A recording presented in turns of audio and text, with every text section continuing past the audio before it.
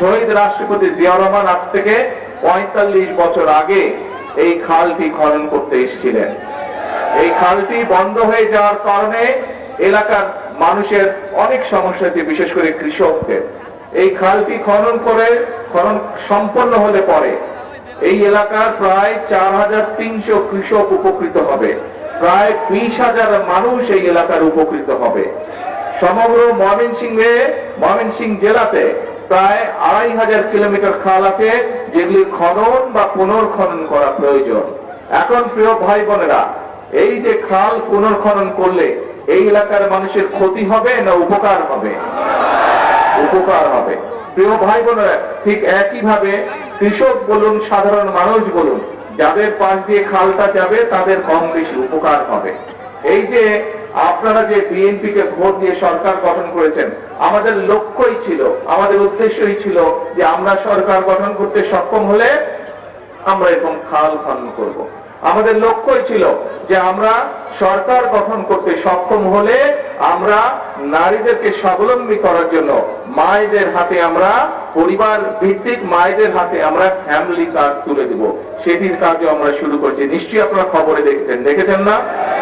আমরা বলেছিলাম শুধু কৃষকদের খাল খননে না, কৃষকদেরকে সহযোগিতা করার জন্য, যাতে বছরে অন্তত একবার হলেও তাদেরকে সরাসরি ভাবে আমরা সহযোগিতা করতে পারি, সেই জন্য আমরা ফ্যামিলি কার্ডের মতন কৃষক ভাইদের কাছে কৃষক কার্ডও দেব। সেটির কাজে আলহামদুলিল্লাহ আমরা শুরু করেছি।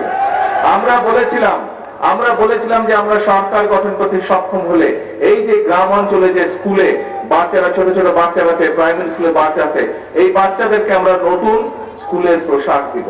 এই বাচ্চাদেরকে আমরা বই খাতা নেওয়ার জন্য নতুন ব্যাগ দিব, স্কুল ব্যাগ দিব। সেটির কাজও চলছে।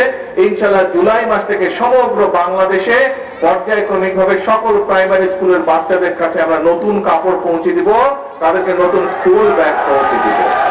প্রিয় ভাই বোনেরা, আমরা বলেছিলাম যে আমরা সরকার গঠন করতে সক্ষম হলে আমরা এই যে এলাকায় বিভিন্ন মসজিদ, মাদ্রাসা আছে, অন্য ধর্মীয় প্রতিষ্ঠান আছে, এইখানে যারা ব্যক্তি আছেন, মুসলমানদের ইমাম খতিব আছেন, মসজিদ মাদ্রাসায় অন্য ধর্মের যে ধর্মীয় গুরু আছেন, তাদের জন্য আমরা সম্মানের ব্যবস্থা করব।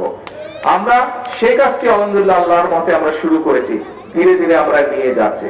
এখন প্রিয় ভাই বোনেরা, এই যে কাজগুলো করছি কম বেশি, আমরা বলেছিলাম যে আমাদের দেশের অসংখ্য তরুণ আছে, ছেলে হোক মেয়ে হোক, যাদের হয়তো শিক্ষার আলো আছে কিন্তু তাদের হাতে কর্মসংস্থান নেই।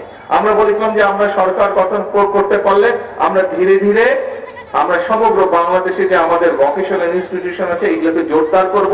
প্রয়োজন হলে আমরা নতুন ব্যবস্থা নেব, যাতে করে আমাদের ছেলেরা, আমাদের মেয়েরা টেকনিক্যাল নলেজটা তারা পেতে পারে এবং দক্ষ মানুষ হিসেবে গড়ে উঠতে পারে। ফলে দেশেই হোক বিদেশে হোক, যাতে করে তারা কর্মসংস্থানের ব্যবস্থা করতে পারে। এই কাজও পর্যায়ক্রমিক ভাবে আমরা শুরু করি।